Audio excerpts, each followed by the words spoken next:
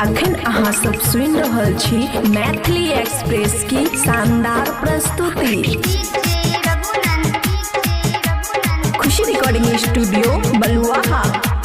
सब छौरी नाचे रे भैया रेडी पर कमर हिलाई के अपना पसंद के गाना बजावे रेडी में बाटिक लगा के मारै छै चबलिया जर लाइट झकमक झकमक करे इने बरतिया इने सरतिया दोनों आपस में लड़े रेडी के बाटी खोल लगा कपार गाना फोड़ लगा रेडी के बाटी खोल लगा कपार गाना फोड़ लगा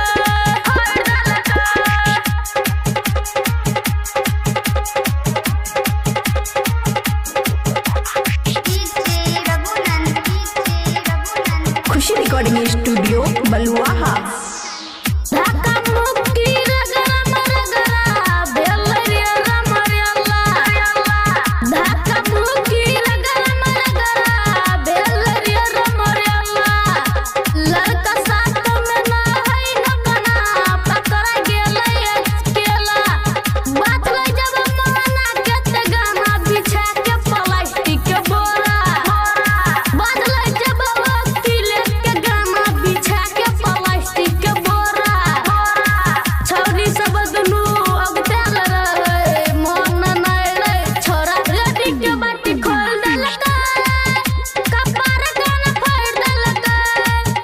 रेडी के बाटी खोल देलकै कपार गाना फोड़ देलकै